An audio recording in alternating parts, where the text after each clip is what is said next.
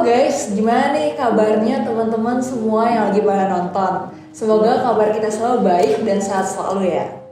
Oke, so welcome to Bincang Alumni 2022. Kali ini tema yang akan kita ulas adalah Life After Campus, Keys to Begin the Great Journey.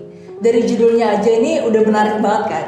Jadi stay tune sampai akhir untuk ngelihat acaranya secara keseluruhan karena kita juga udah ngundang seorang alumni yang super duper kece pada hari ini. Nah, pertama-tama kenalin dulu gue Darlin TI21 sebagai MC pada acara kita hari ini. Oke, langsung aja nih kita sapa dan kita kenalan sama narasumber kita pada hari ini. Ada Kak Arik Rafif dari Teknik Industri 2017. Halo Kak Arik. Halo. Gimana nih Kak kabarnya? Alhamdulillah baik. Pertama disclaimer dulu, tapi kalau super duper keren kayaknya salahnya deh. Oke. Oke. Gak apa, tapi kita tetap mau ulik sesuatu dari Kak Ari. Oke, boleh nih Kak kenalan diri sedikit dan ceritakan sedikit tentang diri kakak apa aja yang lagi dikerjain sekarang. Oke, nama gue Muhammad Arik Rafif. Biasanya kalau di kampus dipanggilnya Rafif. Dulu TI 17, lulus berarti baru tahun 2021 kemarin, jadi baru 1 tahun lebih lulus. Terus sekarang gue kerjanya di P&G, Procter & Gamble, di Product Supply Manager, jadi onsite di Karawang di operationsnya. Oke, thank you banget Kak untuk perkenalannya. Nah, teman-teman tadi udah bisa lihat kesibukan Kak Rafif tadi ya yang lagi dikerjain sekarang. Nah, kita tanpa lama lagi, jadi timnya udah mempersiapkan beberapa pertanyaan nih Kak yang pengen kita tanyain ke kakak. Nah, langsung aja ke pertanyaan pertama nih. Kan kadang tuh orang suka bingung ya Kak, TUI itu arahnya kemana gitu. Nah, aku mau nanya nih Kak, posisi lulusan TUI di dunia kerja tuh gimana sih Kak? Lebih ke arah prospeknya setelah TUI berarti? Betul. Oke. Sebenarnya benar sih yang apa kata Darlin tadi. Gue masuk TUI juga karena gue pengen optionality gue terbuka. Jadi emang itu dalam tanda kutip TUI emang jurusan yang agak jelas gitu ya, yang bisa ke mana-mana. Tapi jadi justru itu keuntungan buat orang-orang yang indecisive kayak kita mungkin dari teman-teman yang di sini juga, karena optionality yang kita punya tuh endless sih menurutku. Walaupun kalau ngelihat di industri sekarang jurusan apapun juga udah terbuka ya, yang penting qualified gitu. Cuman masuk TI UI itu benar-benar mempelajari semuanya, dari sisi finance-nya, dari sisi mathematics-nya, dari sisi statistics, ergonomics, kan kalian udah tahu ya pelajaran-pelajaran yang ada di situ. Jadi apa yang dibawa ke dunia kerja itu benar-benar beragam sih. Jadi mau kalian benar-benar turun ke manufacturing kayak gue, mau consulting, mau startup jadi kayak product manager kayak gitu-gitu, endless sih. Jadi tergantung orangnya aja. Dia nanti mau targetinnya kemana, dia senangnya ngerjain apa, rezekinya kayak gimana. Oke, berarti balik lagi meskipun beragam, balik lagi ke orangnya ya kamu fokusnya di mana. Nah, nyambung sama pertanyaan yang tadi, kan prospek kerjanya tuh saking luas. Orang kan banyak bilang masuk TI karena prospek kerjanya luas, terus bisa masuk di mana aja. Nah, aku mau nanya nih Kak, gimana cara mengetahui career path yang sesuai sama diri kita sendiri? Jawaban terjujur dari gue adalah trial and error sih. Jadi cobain semua matkul yang ada, iseng-iseng ngambil, kan nanti makin ke atas makin banyak pilihan matkul yang bisa diambil. Udah dikit yang wajib, cobain aja semuanya. Cobain ikut lomba berbagai macam, mau yang business case, mau yang keilmuan, mau yang bikin produk, mau yang jualan. Itu salah satu pengalaman yang bisa dicari gitu, yang pasti yang di luar magang gitu. Nah, tapi kalau buat gue sendiri, gue benar-benar harus coba sih. Jadi karena gue dari sebelum lulus pun udah nyoba kerja di supply chain, terus habis itu pindah lagi ke startup, terus habis itu pindah lagi ke investment banking, terus habis itu baru sekarang di manufacturing. Jadi harus cobain semuanya kalau buat gue, biar tahu mana sih kerjaan-kerjaan yang cocok itu sama gue. Karena ilmunya didapat di TI, cuma beda aja pasti. Experience di dunia kerja tuh praktikal, hal-hal praktikal yang lo kerjain beneran sehari-hari tuh beda banget. Tapi yang penting lo udah nge-hoard semua ilmunya dulu, baru nanti cari soft skill pengalamannya di luar. Jadi, berarti kayak seiring berjalannya waktu cobain aja semuanya gitu ya. Itu caranya gue tapi ya. Jadi ada beberapa orang yang emang udah saklek pas masuk. Oke, gue udah tahu gue mau ngerjain apa. Ke depannya gue akan pilih matkul ini untuk mendukung gitu. Ada juga gitu. Cuman gue ngelihatnya sebagai apa ya, vitamin buat diri gue sendiri. Gue lebih baik untuk assess kondisi market dulu aja gitu. Kayak apa namanya, mungkin kalau buat gue nggak terlalu seneng pekerjaan yang apa namanya volatile banget, kayak misalnya tech industry kan dia naik turun gitu. Nah tapi kan ada juga orang yang seneng banget justru kayak gitu yang challenging buat dia. Jadi apa yang bisa di-provide di TIW adalah ilmunya, tapi kesenangannya itu ya balik lagi ke masing-masing orang. Oke, berarti kayak misalkan aku semester 3 nih, berarti seiring berjalan waktu cobain aja ya sih semuanya yang ada. Mumpung masih semester 3, sikat aja semuanya. Oke, nah tapi dari pengalaman Kak, misalkan trial and error tadi kan coba-coba tuh. Nah sebenarnya di pandangan Kak sendiri tuh kayak apa perlu nggak untuk set goal dari awal kita mau kemana, atau let it flow aja ikutin opportunity yang datang ke diri kita di kedepannya? Menurut gue satu goal itu perlu, tapi bukan spesifik detail harus kerja di kantor A gitu. Jadi set ilmu-ilmu apa aja yang mau dipelajarin, terus mau pengalamannya misalnya mau kerja di MNC atau di BUMN atau di mana, tapi kan itu nggak langsung nembak nama perusahaannya gitu. Kenapa gue bilang kayak gitu? Karena kalau misalnya lo langsung nembak nama perusahaannya terus lo gagal, amit-amit, jadinya down sendiri kan, kayak aduh gue berarti nggak mencapai target gitu. Padahal sebenarnya learning yang menuju ke sana juga banyak gitu. Jadi kalau misalnya menetapkan goal itu lebih ke alasan kenapa lu mau masuk TUI in first place gitu. Jadi kayak kenapa sih, emang apa yang mau diincar, apakah dari sisi generalisnya, apakah dari sisi apa namanya banyaknya pilihan yang mau diincar, apakah ada ilmu tertentu. Jadi lebih ke arah kenapa, apa yang bikin gue fulfill gitu. Pekerjaan tipe apa yang bikin gue fulfill gitu kan. Banyak, kayak ambil contoh misalnya data analyst, kan bisa aja itu di bank, bisa aja itu di startup, bisa aja itu di FMCG, bisa aja itu di mana gitu. Tapi kan intinya adalah data analyst, nge-core data, terus ambil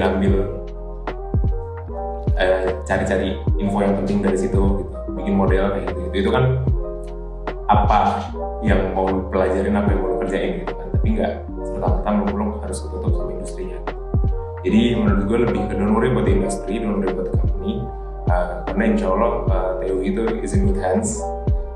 Jadi kalau kerja juga akan insya Allah akan dilirik, karena ya UI basically gitu. Bukan sombong, bukan apa, cuman alhamdulillah kenyataannya seperti itu.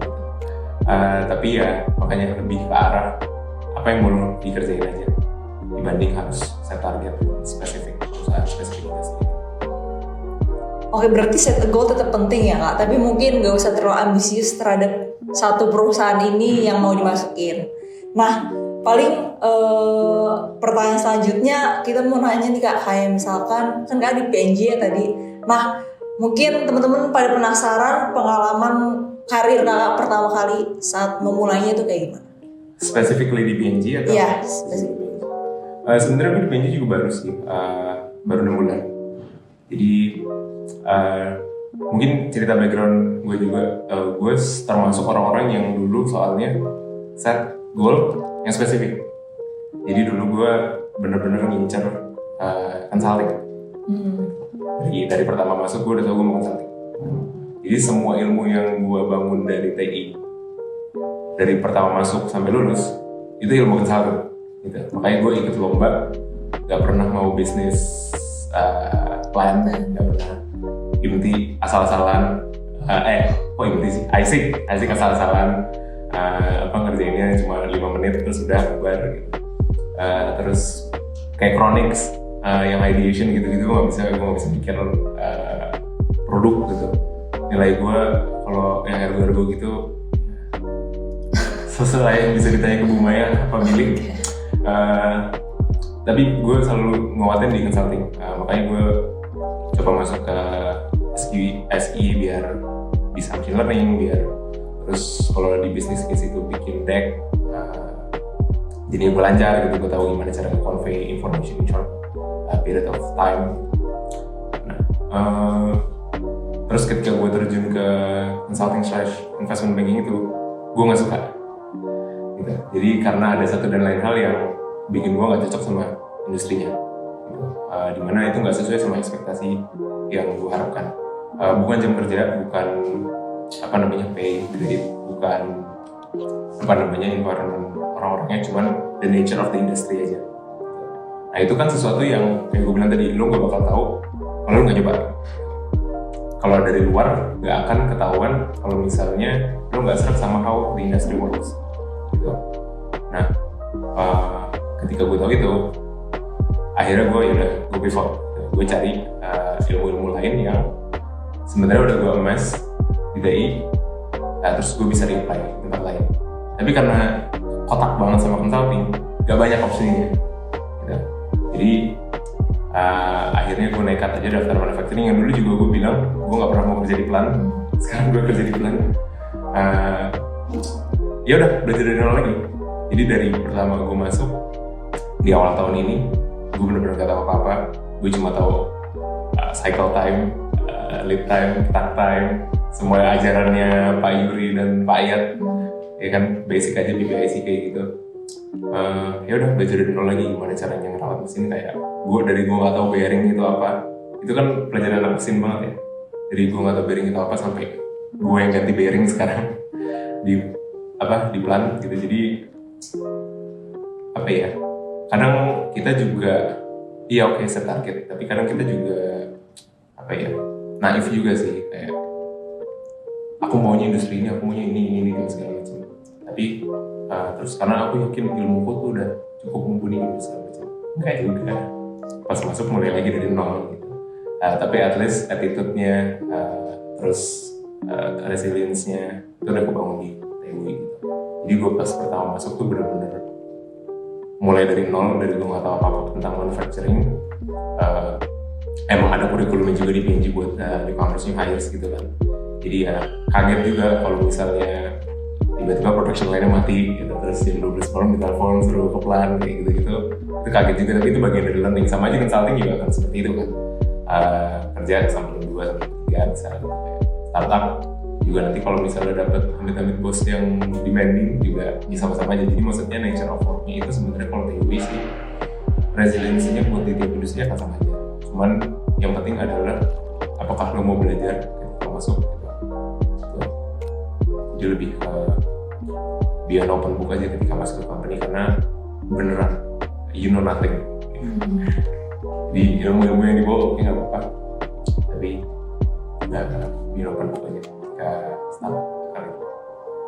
Mungkin kalau yang aku dapat dari pengalaman karir kakak ini, kayak jangan pernah tutup kesempatan buat bidang maksudnya bidang ranah pekerjaan lain ya kak. Misalkan kita udah tadi kak bilang udah pengen consulting. Nah tapi at the end pasti kan ada aja tawaran, dan itu mungkin akan mengubah ketertarikan kita sendiri. Nah paling tadi aku sempat singgung sedikit. Tadi kan kakak bilang misalkan bukan sombong atau gimana, tapi kayak kakak bilang karena lulusan UI pasti jadi bisa dilihat lah gitu. Nah aku mau nanya nih kak, menurut kakak sendiri how to compete with other graduate dari jurusan dan universitas lain, dan apa yang bisa kita unggulkan gitu misalkan di depan recruiter nanti di dunia pekerjaan, dan intinya sih apa yang jadi kelebihan kita lah gitu nanti pas terjun ke dunia kerja. Satu hal yang selalu di bring up sama recruiter itu adalah pengalaman kita pertama dalam leading, mimpin tim gitu. Terus kedua keadaan-keadaan di mana resource mepet, tapi kita tetap harus perform. Terus keadaan ketiga di mana ada konflik kepentingan, terus gimana cara manage-nya. Dan menurut gue 3 itu aja di India udah banyak banget ya gitu. Jadi emang nilai itu harus bagus. GPA itu diusahakan di atas 3,5 itu benar. Karena that's the thing that gets you through the door in the first place gitu. Mau se-ideal-idealnya company ya mereka akan tetap melihat CV dan nyari dulu kan sebelum semuanya di interview gitu. Nah jadi GPA, IPK iya harus bagus, tapi itu benar-benar pintu pertama dulu.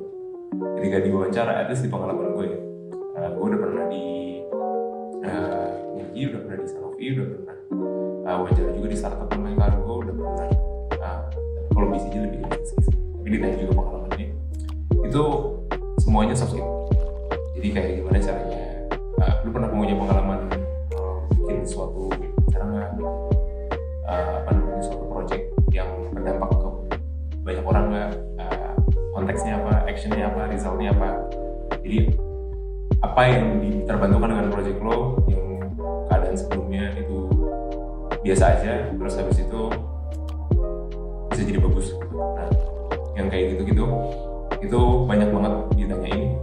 Jadi soft skill itu ternyata benar seperti itu, karena gue awalnya juga ngira ya udah PK, tapi di kerja kalau lu pinter belum tentu lu bisa manage.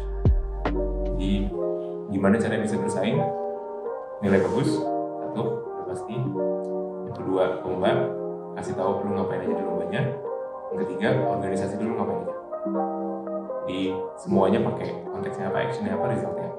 Kalau semuanya hijau bisa ngasih improvement dari kondisi sebelumnya, there's a good chance you may advance to the next level.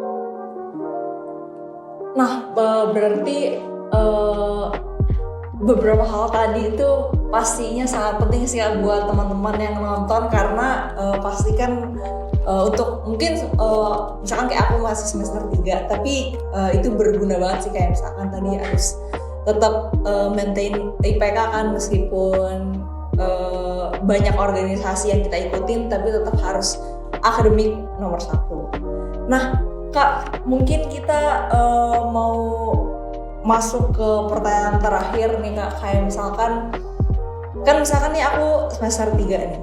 Nah aku mau nanya nih, misalkan ke kakak yang udah kerja, kayak ada nggak yang kayak things I wish I knew gitu setelah masuk ke dunia kerja dan setelah lulus gitu? Specifically buat gue harusnya belajar kalkulus dan lebih rajin. Jadi itu jangan dianggap enteng teman-teman semuanya. Walaupun tahun-tahun pertama masih gura-gura makrab dan danusan, diingat kalkulusnya dan halimnya karena itu sangat membantu ke depannya.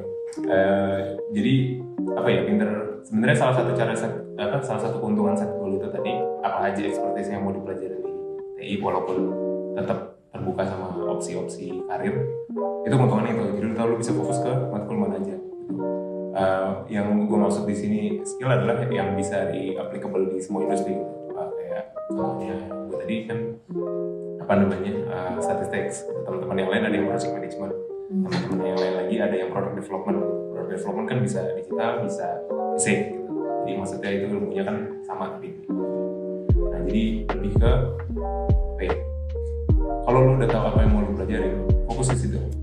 Karena kayak contohnya gue mau jadi data scientist, machine learning, AI segala macam, tapi nggak ngerti kalkulus dan alin, itu pilihan yang bodoh sih, gitu.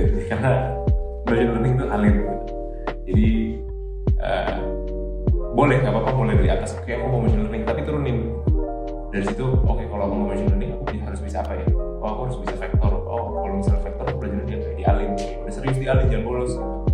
Jadi itu salah satu hal paling pertama banget yang kalau misalnya gue tahu itu, gue akan lakukan.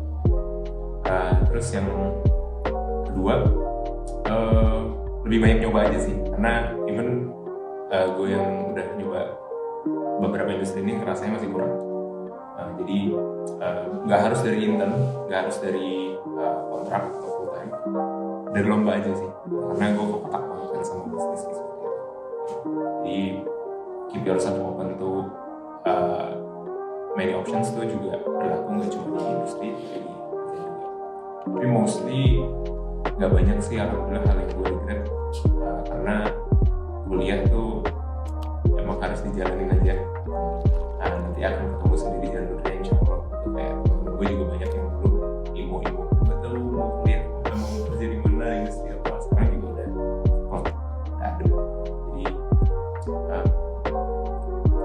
usahakan jangan pernah melihat ke belakang terus maksud gue usahakan adalah ya udah kita yang mau rezekinya, kita mau jalannya, tapi yang pasti kalau punya target gue tadi bilang diatur dari awal turunannya apa terus diseriusin.